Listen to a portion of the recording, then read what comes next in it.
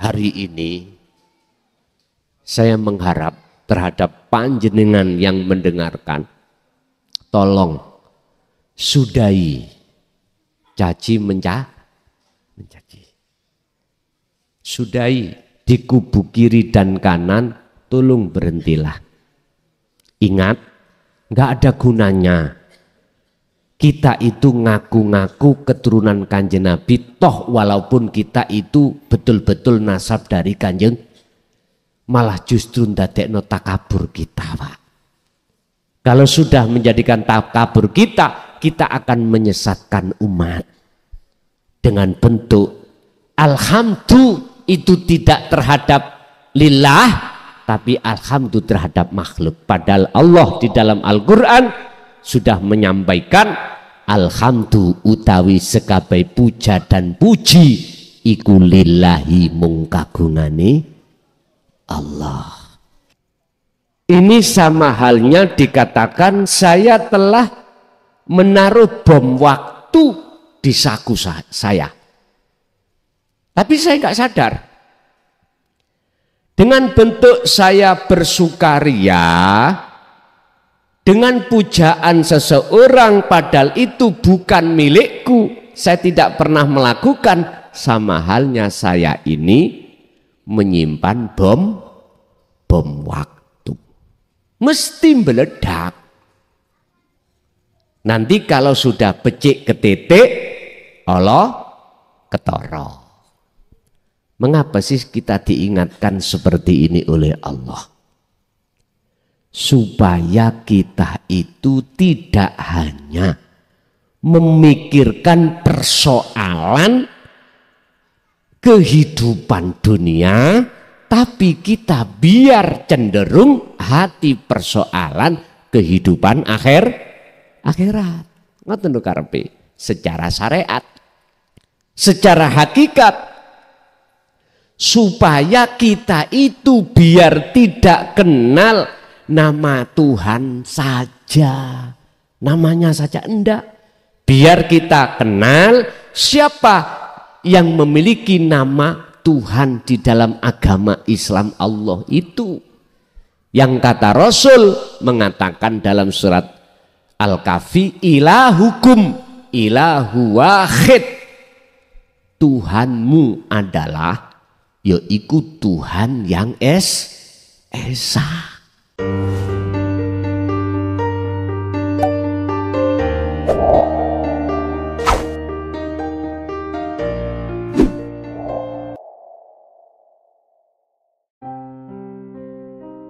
Assalamualaikum warahmatullahi wabarakatuh. Alhamdulillahirabbil alamin. Para jemaah ngaji tauhid rahimakumullah. Sebelum kita memulai videonya, mari kita bersama-sama membaca sholawat kepada baginda Nabi Muhammad SAW. Allahumma sholli ala sayyidina Muhammad wa ala ali sayyidina Muhammad. Seluruh apa kesenangan kehidupan yang bersifatkan duniawiyah, kalau nggak sadar di situ ada azab Allah. Saya ulang, seluruh apa kesenangan yang bersifatkan kehidupan duniawiyah yang tidak sadar, di situ ada azab Allah. Macam-macam kesenangan kehidupan duniawiyah, macam-macam. Ada yang bermateri, ada yang non materi. Yang bermateri jenengan sudah tahu. Yang non materi termasuk seneng dipuja wong. suka dipuja orang lain. Dikarenakan status kita. Entah status kita itu al-ubad, ahli, orang yang berbuat bagus di mata manusia. Ada status kita dikarenakan kita punya jabatan. Mulai jabatan RT sampai jabatan presiden. Bisa jadi di situ status kita sebagai orang yang ditokohkan. Entah tokoh agama atau tokoh masyarakat. Lah, disitulah nanti akan muncul yang tidak terasa bagi kita, sifat-sifat yang menyerupai alias plek sifatnya iblis. Apa? Takabur, sombong, menyombongkan diri karena status. Berubah menyombongkan diri itu bagaimana? Dalam diri kita, rasa yang muncul dalam hati kita bahwasanya status itu milik kita. Ini pun berkenaan dengan hal ini Bapak Ibu, Allah tegaskan di dalam surat Ali Imran ayat 188. Yang HP-nya ada paketan, dibuka ning Google, surat Ali Imran ayat 188. Mengapa kami selalu memakai hujah terhadap materi itu dari sisi Al-Quran?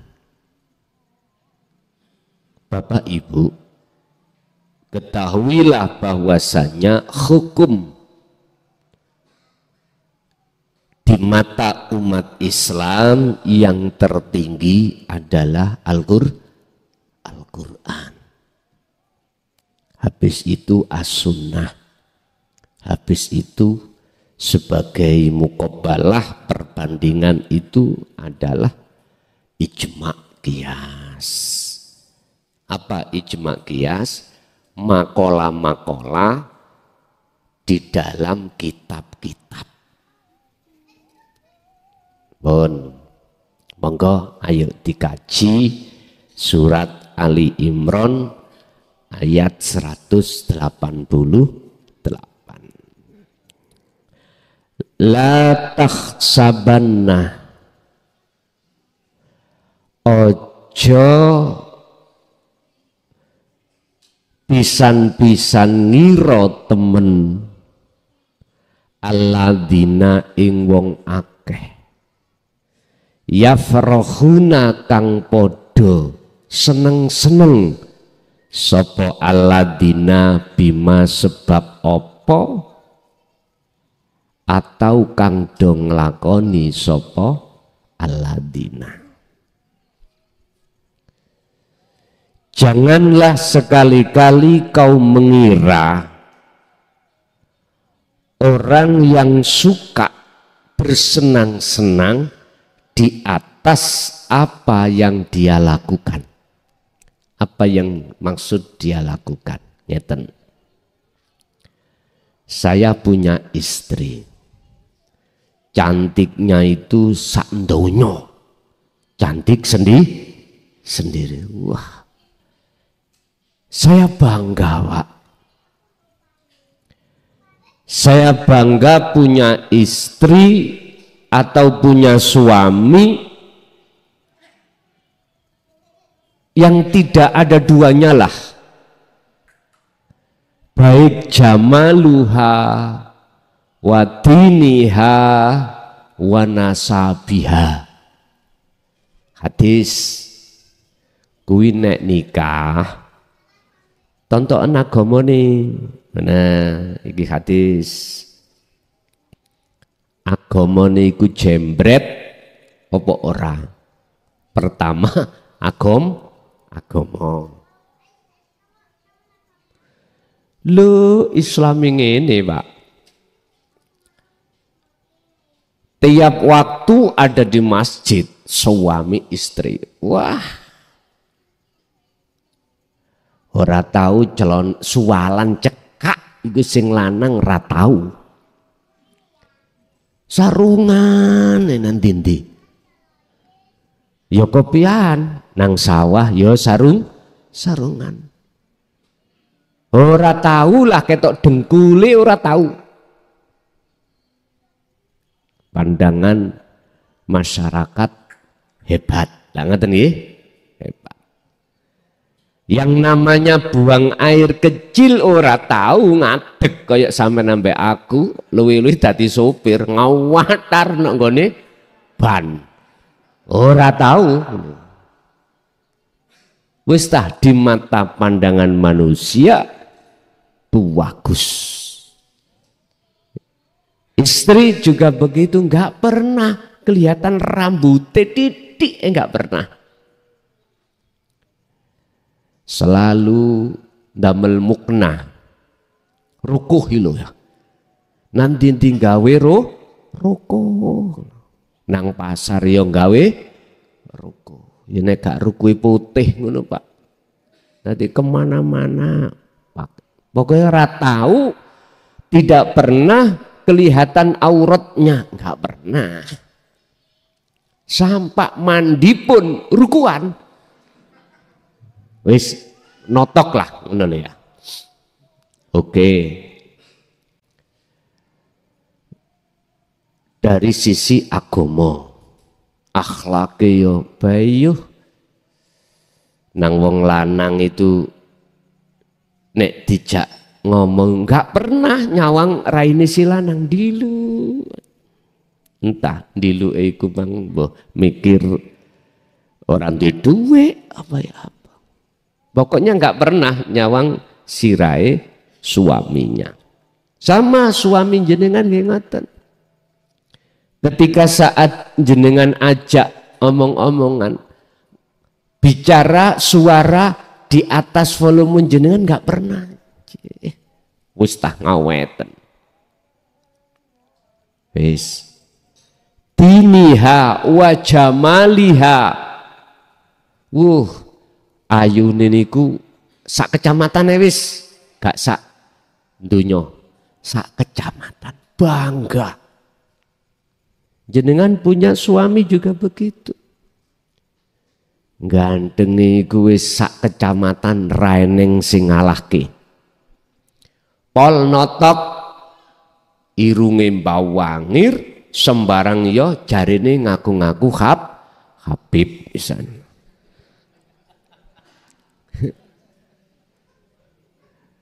Godeke tepung Pak, simbare tepung, tutuk nisor tepung, wis ta. Cara golek ning tuku ora enek. Jenengan sawenenge duduk-duduk Bu. Nyun sewu. Wa nasabiha nasape lu walaupun si sondok ngaku-ngaku ngomong ada nasab dari Kanjeng Nabi padahal ya ora jelas. Wis pokoknya Pak di pandangan manusia kejelekan sekecil pun ratampak. Pandangan manusia loh ya. Ratampak. Kita senang-senang di situ. Secara syariah tidak dilarang. Tapi ketahuilah, Anda jangan mengira dia di dalam menikmati kesenangan itu nggak ada adab Allah. Ada. Apa? Ning dunya iki kula sebagai seorang suami mikir, Pak, aku metune gendang mulung kok ndang-ndang istriku WA. Takut kehilangan. Beda nek di bojo kaya tekek. Metu nang ndi gak khawatir.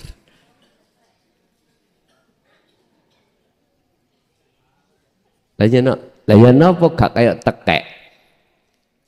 Wong blentong-blentong ya. Ngapunten. Iki cuman contoh mawon gambaran ya. Bapak Ibu hadirin rahimakumullah. Justru kesenangan saya yang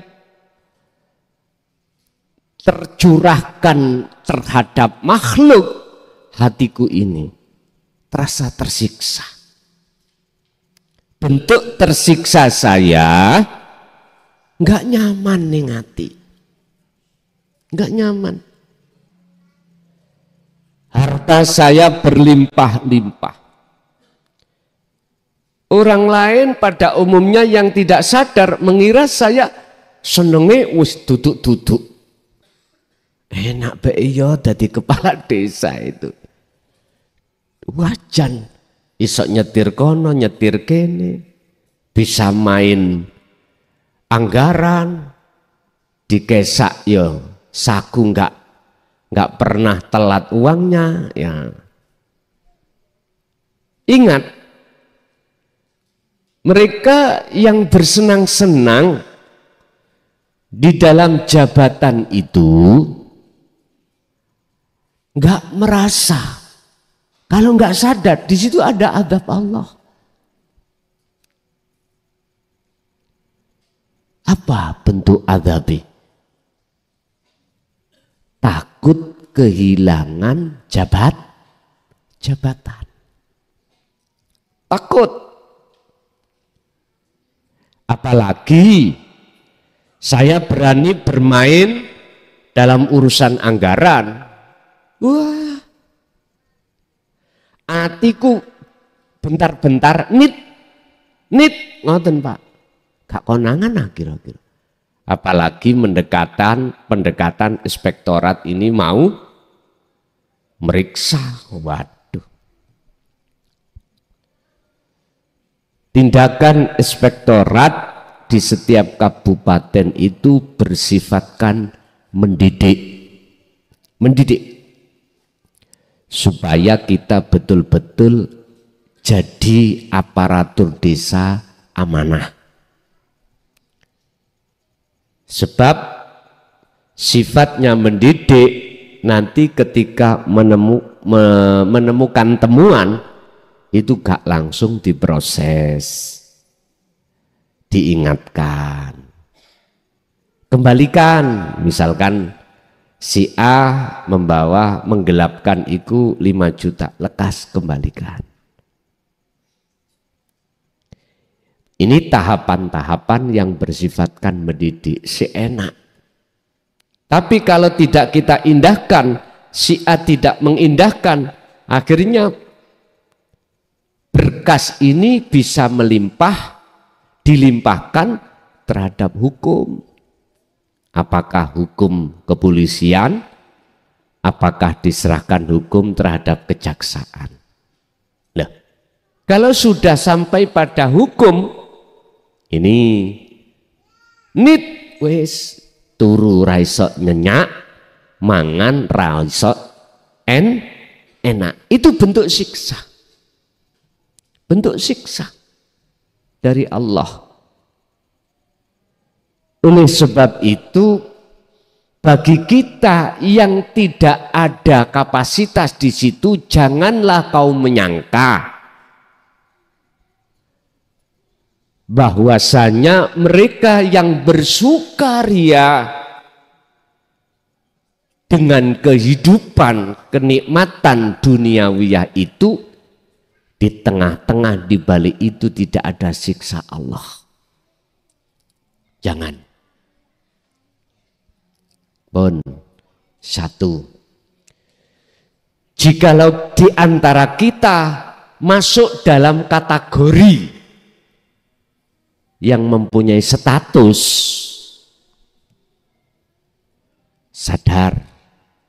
sadarlah, jikalau di balik kesenangan itu ada siksa Allah, baik di dunia, lebih-lebih di akhirat.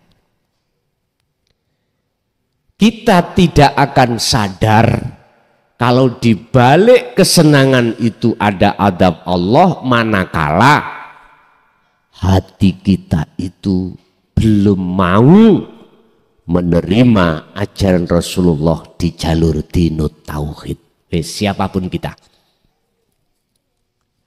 Akhirnya kesenangan-kesenangan duniawiyah yang kita nikmati itu akan menjadi penghalang hati kita tidak bisa bertemu Allah. Akhirnya sukanya kita itu hanya bertemu kesenangan kehidupan dunia. Pun akhirnya Allah ngancam. Qad khasiral ladina kadzabu biliqa'illah. Sungguh sengsara baik dunia lebih-lebih akhirat bagi orang-orang yang tidak mau bertemu Allah. Yang kumaksud Allah adalah ilahun wahidun, Tuhan yang esa, bukan namai Allah, tapi ilahun wahid yang memiliki nama Allah versi Islam. Bon. Wa yuhibbuna lan podo seneng sopo alladzina sing bersukaria dengan kemewahan dunia wau, seneng nang apa ayyuhmadu yento den puja sapa alladzina. Wah, seneng Pak dipuja. Kalau tidak kepimpinan sampean, wah, gak sip lah, wis pujaan itu. Kalau tidak ngaji sampean Jaya Baru, wah gak sip. Hati-hati buat kami Pak, ngeten niku. Hati-hati. Kalau tidak santri Jaya Baru, misali Sembrono, hati-hati. Kalau tidak keterangan dari tauhid dari Ponpes Jaya Baru, kurang vulgar. Apa vulgar? Apa? Hah? Vulgar kok vulgar. Nek vulgar itu lah pilek. Vulgar, mohon maaf. Susah diterima kepahamannya. Hati-hati. Ayo terus nangono. Joto sih. Wes. Mohon maaf. Jikalau saya bersukaria dengan pujaan para jamaah, nyun sewu, berarti enggak sadar Kalau di belakang itu ada siksa Allah. Bentuknya apa? Saya takut kehilangan status. Takut kehilangan status. Lah, Bapak Ibu, kita tidak akan pernah dimunculkan siksa Allah baik dunia dan akhirat manakala ruhaniah hati jenengan estu menghadapnya tidak terhadap makhluk, tapi menghadapnya terhadap ilahun wahidun pun. Jadi ketika saat sampai dipuja oleh jamaah jenengan tidak akan menjadi penghalang. Berarti ku bentuk pujaani Gusti karena nyawangi Allah, mboten nyawangi makhluk. Aman sampai nanti. Sama dengan apa status-status yang di depan tadi. Kenikmatan, kemewahan, kehidupan duniawiyah tidak akan menjadikan penghalang bagi hati sampean untuk bertemu Allah di situ. Tapi materi kita pada malam hari ini mengingatkan terhadap mereka yang belum menerima ajaran dinu tauhid, yang bersukaria dengan kesenangan duniawiyah. Jangan dikira di dalam kesenangan dunia itu tidak ada siksa Allah, baik dunia maupun akhirat. Wa yakhibuna lan podo seneng-seneng sapa ladina ngarep mang di depan tadi ayyuhmada ing yento den pujo sapa aladina, dipujo masyarakat. Sebab apa wae? Bima kelawan sebab apa lam yaf'alu kang ora agawe sapa ladina. Niki maksudnya ngene. Gak merasa ngelakoni, gak merasa weke wong liya muja-muja. Contoh kula niki bukan duriyah Rasul. Asli nih. Bukan ahli bait ya. Kalau ahli bait diterangkan Allah dalam Al-Qur'an itu garwane Kanjeng Nabi. Termasuk putra-putranipun. Iku ahli bait. Putra beliau dari istri ini, istri itu, ya. Iku ahli bait. Kalau sudah turun terhadap cucu, itu bukan ahli bait, disebut dzurriyah. Keturunan atau nasab. Nah, saya nggak ada nasab babar belas diurut-urut. Pakku iku perampok, mbahku iku maling, ndukure perampok apa? Bapake perampok, ndukure mbahe perampok, wis pokoke perampok tok. Lah lalu saya gawe unen-unen perilaku. Tak omongno nek bapakku iku misale asline perampok, tapi tak omong ahli tirakat. Kuburane yang ngono, jenenge Kasman, ya tak leh, gak Kasman. Mbuh apa sing rada Arab-Arab titik ngoten lho ya. Munggah jebul Hasan Husain misalnya. Padahal enggak kula niki. Loh. Saya bersenang-senang atas pujaan seseorang terhadap status, padahal status itu bukan status saya. Saya ini anake perampok, kok ya diomong anake wong ahli ibadah. Bima lam yaf'alu, bisa diartikan seperti itu. Segala kejelekaku tak tutupi dengan kebaikan. Akhirnya status asliku iku gak konangan. Wis. Padahal gak ngono kula. Saya tidak seperti itu. Tapi ingat, suatu saat kata orang Jawa, becik ketitik, Allah ketara, paribasane sebaik-baik kau menutup yang namanya bangkai, suatu saat akan tercium juga.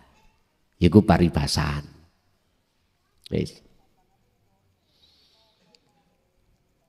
Ini sama halnya dikatakan saya telah menaruh bom waktu di saku saya. Tapi saya nggak sadar. Dengan bentuk saya bersukaria, dengan pujaan seseorang padahal itu bukan milikku, saya tidak pernah melakukan, sama halnya saya ini menyimpan bom waktu. Mesti meledak. Nanti kalau sudah becik ke titik, Allah ketara. Mengapa sih kita diingatkan seperti ini oleh Allah? Supaya kita itu tidak hanya memikirkan persoalan kehidupan dunia, tapi kita biar cenderung hati persoalan kehidupan akhirat. Ngoten lho karepe, secara syariat, secara hakikat, supaya kita itu biar tidak kenal nama Tuhan saja, namanya saja enggak. Biar kita kenal siapa yang memiliki nama Tuhan di dalam agama Islam Allah itu. Yang kata Rasul mengatakan dalam surat Al-Kahfi, ilahukum ilahu wahid. Tuhanmu adalah yaitu Tuhan yang esa. Tuhan yang esa. Makanya beliau Kanjeng Nabi, piye caranya umat ini kenal esa, kenal pada yang esa. Akhirnya beliau diwahyukan Allah, la ilaha illa ana, lewat anta ke ana.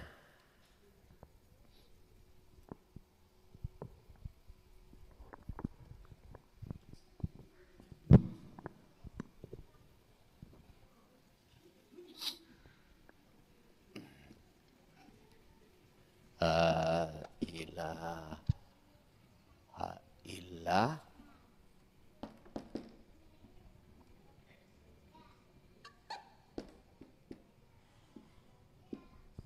niki Pak, bagaimana Allah yang esa itu terasa dekat dalam hati kita. Ini maksudnya pendidikan la ilaha illa anta. Setelah itu anta sudah nggak ada. Anta berarti itu adalah statusnya Allah. Pada saat di anta, ana ini status kita sebagai makhluk. Berarti Allah terasa dekat. Lah, ketika saat dzikir ini pengamalannya itu kita laksanakan kelawan dikron kasiron yang tidak diucap la ilaha illa anta, enggak. Sering tak sampaikan, anta yang bagaimana? Maka sampailah hanya ana. Kalau ana maksudnya ana adalah ilahun wahid, kata Rasul, ilahukum ilahu wahidun. Ilahukum ilahu wahidun.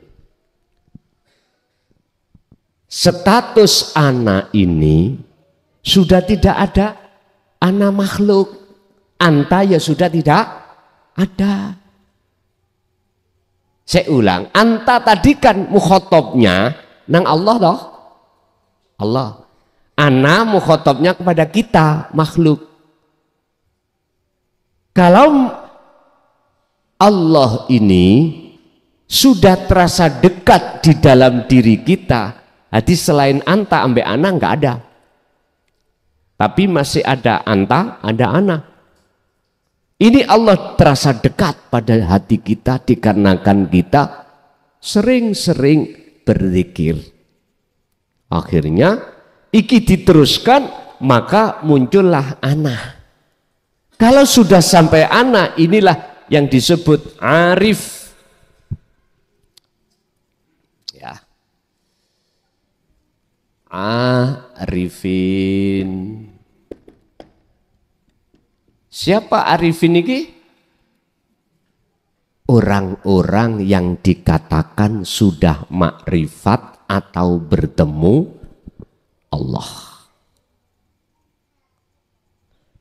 Jadi tinggal ana. Anta yo sudah tidak ada, sebutan ana yo enggak ada, ana makhluk, tinggal ana ilahukum ilahu wahid. Wis, kalau hati sudah duduk di ana Allah, itulah yang disebut ahad, yang disebut yang esa. Lah, biar umat ini kenal terhadap wujuding Allah ilahun wahid rupane, maka Rasulullah membahaskan, mengajarkan di samping tauhid la ilaha illa anta, juga la ilaha illa ana. Jikalau manusia hatinya sudah sampai pada anta wa ana dzikirnya, maka segala bentuk kenikmatan kehidupan duniawiyah itu nggak bisa menipu. Menipu jenengan nggak bisa. Nggak bisa. Dan atau tidak bisa menghalangi ruhaniyah Anda untuk bertemu Allah, nggak bisa. Inilah Bapak Ibu yang kami sebut dalam satu ayat yang dikecualikan iblis tidak bisa mempengaruhi golongan ini, yang dalam Al-Quran Allah katakan illa ibadaka minhumul mukhlasin. Kalau enggak salah itu surat Al-Hijr ayat 40. Semua iblis ngomong, anak putu Adam, termasuk Adam, ya Rob Tuhanku tak jerumuskan. Tapi ada satu yang enggak bisa, illa ibadaka, kecuali hambamu, minhumul, iku setengah saking ibad, yaiku al-mukhlasina, utawi wong sing jenengan pilih. Siapa wong sing dipilih Allah itu? Ya ini kembali lagi. Itulah hati yang selalu berzikir pada Allah. Alladzina yadhkurunallaha qiyaman wa qu'udan wa ala junubihim.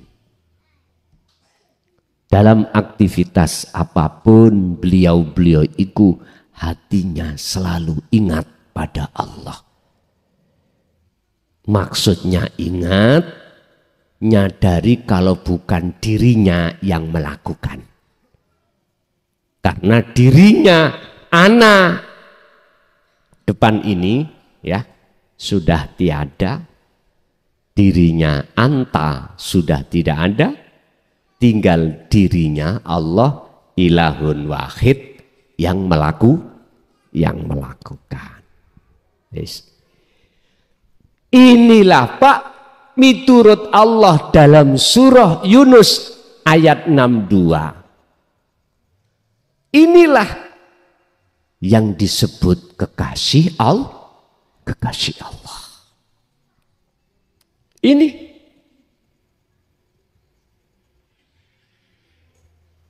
yang pantas tersemat di dalam dirinya, dikasih Allah titel aulia. Nah, ini aulia jamak dari wali, maknanya kekasih Allah. Ini beliau nggak akan pernah bisa dipengaruhi oleh nafsu di dalam dirinya. Beliau tidak akan pernah bisa dihalangi oleh nafsu dalam dirinya untuk bertawajuh pada Allah, baik ketika saat ibadah mahdhuf atau ghairu mahdhuf, murni atau tidak murni. Untuk bisanya selalu tawajuh pada Allah ada proses. Kekasih Allah itu ada proses. Kadang jatuh, bangun, jatuh, bangun. Tapi kalau miturut surat Ali Imran ayat 31, minhumul mukhlasin, inilah Pak, yang Allah sematkan titel kedudukan, jabatan, disebut Habib iki. Yuhibbukumullah. Ini yang berhak menyandang status Habib. Habib jamak dari habaib jamak dari Habib. Lah ini. Jadi disebut Habib, wajib hatinya sudah makrifat pada Allah. Miturut Ali Imran 31. Terkait ada nasab atau tidak, wajib disebut Habib manakala hatinya sudah makrifat pada Allah. Wis. Saya tidak membahas masalah sing gegeran njaba, mboten. Sebab miturut surat Ali Imran 31 ini, di mata Allah pantes diceluk Habib manakala hatinya sudah makrifat pada Allah. Apa sih Habib itu? Dari kalimah harfiah itu Habibun berarti kekasih. Habibullah berarti kekasih Allah. Gusti Allah itu menjadikan seseorang sebagai kekasih. Tidak ada dalam Al-Quran mengatakan duriyah, enggak ada.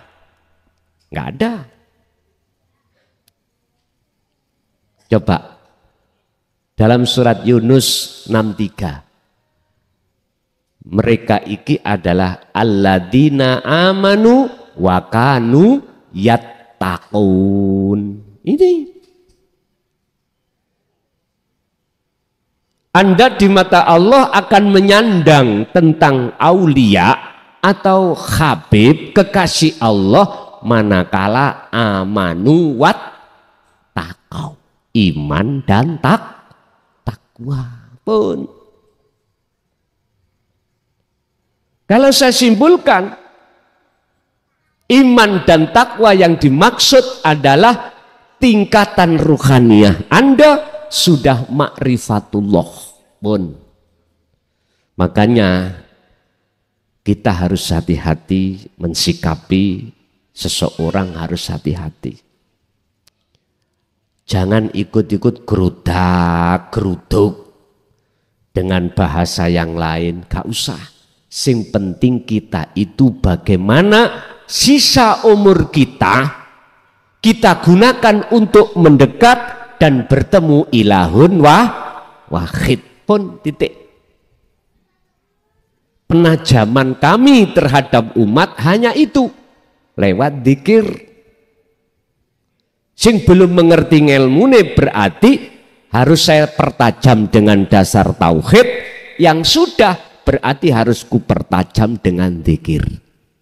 Pun wis babano sing ana njaba gegeran, jenengan sibuk dzikir nang Gusti Allah. Sekarang sudah paham. Yang pantas menyandang wali atau habib kekasih Allah, jawabannya wajib dirinya makrifat pada Allah. Titik pun. Fala taksabannahum, mongko ojo nyono sirahum ing mereka bimafazatin kelawan lepas minal adabi saking adab Allah. Ucul, jangan kau kira dia itu lepas dari siksa Allah. Walahum lan iku tetap kedua mereka. Mereka sing pundi? Mereka yang mana? Mereka yang dalam hatinya bersukaria dengan kesenangan dunia. Adzabun utawi siksa alimun kang amat. Bun, ini Quran. Faktanya kita pernah ngalami seperti itu. Hati kita bersedih, hati kita wis gelisah dan lain sebagainya tatkala kita ditinggalkan, atau kesenangan dunia yang tiap saat dan waktu kita nikmati itu dijabut Allah. Yang biasanya bisnisnya lancar Pak, ora tahu utang, bahkan ngutangi, sekarang kebalikan. Jauh perlu berutang, gelisah ndak? Itu pernah kita ngalami. Kita olehnya mencintai suami, mencintai istri, melebihi cinta kita pada Allah. Diambil Allah, seret. Ning dodo iki kaya ana mawa ni, Pak. Gitu? Sumpah gelisah. Wis, ndoleh di mana ya engko? Ya Allah, anak dan lain sebagainya. Itu sudah kita rasakan sesuai dengan Quran. Kalau kita tidak lekas bertobat terhadap Allah, ini nanti pasti diteruskan oleh Allah, khalidina fiha abadan. Selawas-lawasi siksa itu yang kita terima di akhirat. Di alam barzah pun gelap. Sudah. Lebih-lebih kalau sudah dibangkitkan alam akhirat. Peteng dedet gelap gulita. Udah. Oleh sebab itu Bapak Ibu, bagi kita yang terhitopi ayat ini, saya nasihati. Islam ini tidak melarang, agama ini tidak melarang umatnya itu untuk jasad ini bermegah-megahan dengan kemewahan dunia. Enggak, silahkan. Sepanjang hati atau rohaniyahmu hanya kau untukkan bercinta pada ilahun wahid. Monggo. Mengapa demikian? Supaya kebiarin dunya itu tidak bisa mempengaruhi, menghalangi hatimu pada ilahun wahid. Ngoten lho karepe. Silakan. Yang pingin hatinya ingin punya jabatan DPR, kemarin nyalonkan des. Yang pingin jadi bupati, habis ini. Silakan. Agama tidak melarang. Tapi ingat, jikalau kau tidak fattabi'uni, tidak mengikuti ajaran Rasulullah di jalur dinul tauhid, saya gak ndisi kersa, tidak mendahului takdir Allah. Bonyok kuwi. Ruhaniyahmu bonyok. Loh, ini sudah terjadi pada diri kita, Pak. Sekecil apapun. Kesenangan dunia yang selalu kita bangga-banggakan, itu pada akhirnya nyelentik. Tahu nyelentik nggih? Apa? Bahasa Indonesia nyelentik, Pak. Nyepak. Itu pasti. Nyepak lah nang ngarep, Pak, ndupak. Nek nyelentik lah mburi ngene to. Ya wis padha ae mungkin ya. Wis karo bahasane aku. Intinya menyakiti kita, tersakiti kita. Berbahagialah panjenengan yang sudah menyadari tentang keadaan hal ini yang sudah Allah peringatkan di dalam surat Ali Imran ayat 188 ini. Tapi kita tidak akan pernah sadar, Pak, jikalau kita tidak mengikuti ajaran kanjeng Nabi ini. Gak bisa. Wong iku ya enak lah dihormati wong, dipuja wong, enak. Ya iku sing digoleki kok. Wis. Jenengan kalau tidak bisa dituturi lewat Al-Quran ini, saya tidak disi kerso, tidak mendahului takdir Allah. Sampeyan titeni mesti bonyok hati kita nanti. Mumpung durung bonyok, ya toh? Mumpung belum kita menghadapi menerima siksa itu baik dunia lebih-lebih akhirat, udah kata Rasul, fattabi'uni yuhibbukumullah. Jikalau kau betul-betul mengikuti ajaraku ini, fayattabi'una aksanahu, dan berkholwat terus dzikir, maka semua apa kemewahan dunia yang Allah datangkan terhadap diri kita, yang kami sebut kebiarin dunya, tidak akan pernah mempengaruhi hati jenengan untuk tawajuh kepada Allah.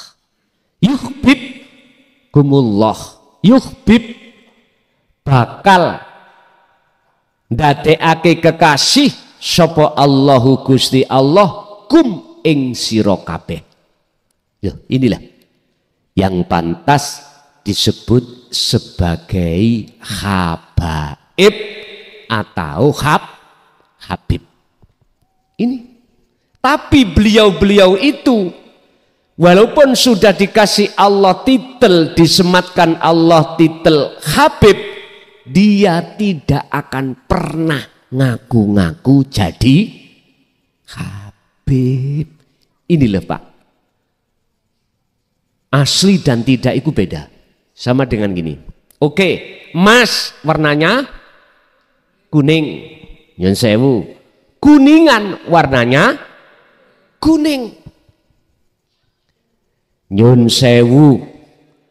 Yang namanya emas masih kau buntel telek, kau buntel kotoran, tetap emas.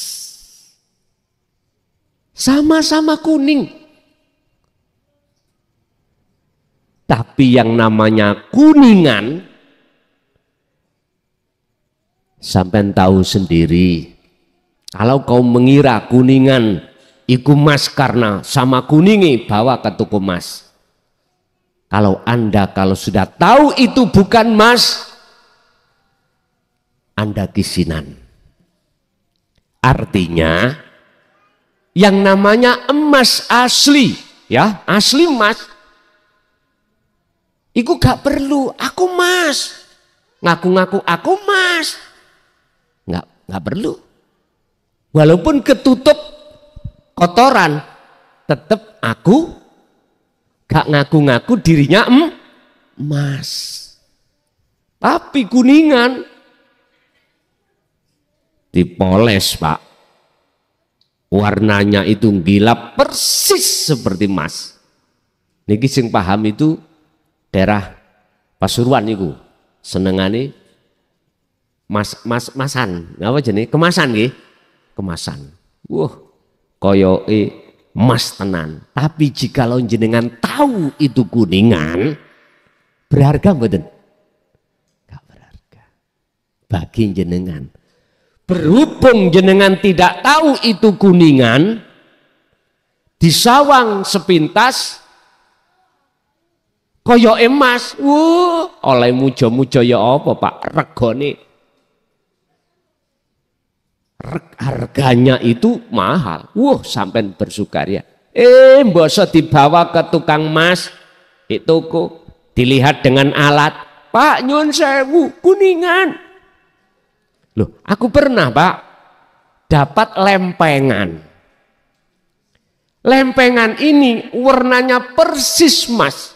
Wih, sugih kirek ini. Bobote niku pinten nangget sampean? Hampir 1 kilo.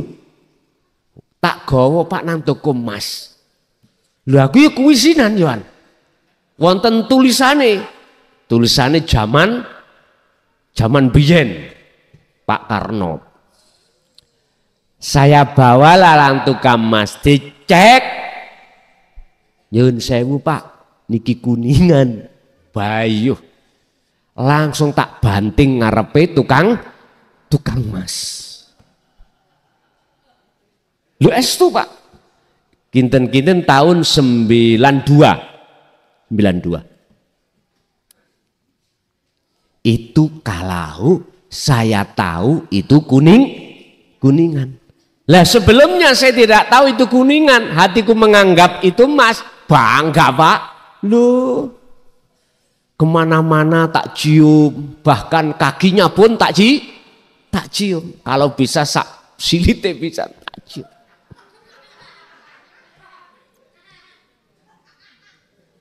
Lah iya lho pak, irunge mancung, kuning ganteng, alise tepung, kupluke sak tempeh, diubet-ubetno. Ditambah lagi jubahe gak tahu, celonan dasteran terus. Udah, nanti saya pegang namanya tasbih terus, nanti nang pasar gua tasbih Allah tahu terus. Pemaneh ngarepe jamaah ngawe ini, mirite ngawe ini. Nek iso diau metu-metno ngene. Kita nggak tahu. Masalahnya saya ngaku-ngaku, aku kurang baik, aku iki sik ada keturunan, keturunan begal, keturunan saya pak, saya, gitu. Anda tertipu pak. Dari bahasa lugat saya selalu berbahasa Quran, bahasa hadis, tapi dikon ngoco kitab gundul, ora iso. Nggih ngapunten Kang kathah. Ketika kita belum tahu pasti ngunggul-ngunggulkan. Jenengan ngunggul-ngunggulkan kula. Tapi ketika saat tahu siapa Klason niku, walah tibake Mukhlason niku mang anake perampok, bapake mbahne perampok, mbahe terus ndukure maneh wes turunan perampok. Wis, langsung saat itu juga sampean lepas, sampean deleh pujaan sampean.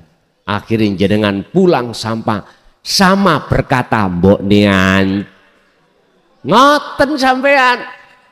Tadinya sampean ikut tak doktrin, gak hormat aku, neraka, gak iso mlebu surga. Wis sampean kudu muja aku, dunya-dunyamu kekno aku. Wis sampak-sampak jenengan iku saya kasih nomor rekeningku, setiap bulan harus transfer. Saya Pak. Nah, boso sampean sudah tahu saya bukan emas tapi kuningan. Wis mesti sampean banting nih. Ambek misuh ngoten niku. Wis. Bapak Ibu hadirin jamaah rahimakumullah. Kesempatan hari ini saya mengharap terhadap panjenengan yang mendengarkan, tolong sudahi caci mencaci. Sudahi di kubu kiri dan kanan, tolong berhentilah. Ingat, nggak ada gunanya kita itu ngaku-ngaku keturunan Kanjeng Nabi, toh walaupun kita itu betul-betul nasab dari Kanjeng, malah justru ndadekno takabur kita, Pak. Kalau sudah menjadikan takabur kita akan menyesatkan umat dengan bentuk alhamdulillah. Itu tidak terhadap lillah, tapi alhamdulillah terhadap makhluk. Padahal Allah di dalam Al-Quran sudah menyampaikan alhamdulillah utawi sekabai puja dan puji iku lillahi mung kagungane Allah. Kita tidak akan mudil, tidak akan menyesatkan umat manakala kita sudah hati sampai pada dinul haq di tingkatan musyahadah. Kita tidak akan menyuruh orang lain untuk menyembah makhluk. Justru kita akan menyuruh umat mendekat dan menyembah ilahun wahid. Itulah Allah subhanahu wa ta'ala. Oleh sebab itu Allah ingatkan kita di dalam surah Al-Ahzab ayat 42. Jikalau kau ingin betul-betul bertemu terhadap ilahun wahid, wahai orang yang beriman, uzkurullaha dzikron katsiron fasabbihuhu bukratan wa asila. Siang ataupun malam, waktu demi waktu, pergunakanlah hatimu ingat pada Allah. Dzikran dengan sesungguhnya ingat, sak temen-temeni ingat, sejati ni iling. Pundi sing dimaksud sejati ni iling, itulah wahwa adzikru bisiril asrar ila fana'ud dzikri. Itulah la ilaha illa anta menuju la ilaha illa ana. Itulah hakikat menuju makrifat pada Allah. Bapak Ibu, kesimpulannya apa yang Allah hadapkan yang berunsur kesenangan kehidupan dunia, hatimu harus mengatakan datangnya dari Allah. Selanjutnya lewat takwa, ilmu, amal, istiqomah, Anda jadikan sebagai sandangan baju Anda, ruh, untuk numpai kemewahan itu bertemu Allah. Inilah yang dimaksud buruk saat Kanjeng Nabi Mi'raj. Beliau itu numpai buruk. Jadi buruk ini adalah nisbat atau diumpamakan perkara kesenangan dunia. Makanya gambare jaran raine wong wedok. Lah ngaten ta yuk? Ya itu semuanya. Jikalau jenengan ini estu memperhatikan apa yang sebagai peringatan Allah di dalam Al-Quran, inilah Bapak Ibu yang dimaksud golongan minhumul mukhlasin, golongan yang dipilih oleh Allah. Mudah-mudahan harapan kami terhadap panjenengan yang masih terkubur rohania itu dengan kesenangan nafsu, Allah menolong kita dan kita dikasih Allah pencerahan dan diselamatkan dari pengaruh-pengaruh gebiarnya dunia. Oke Bapak Ibu, Alhamdulillahirrabbilalamin, kita telah mendengarkan apa yang disampaikan oleh guru kita Romo Kiai Haji Mukhlasun Rosyid.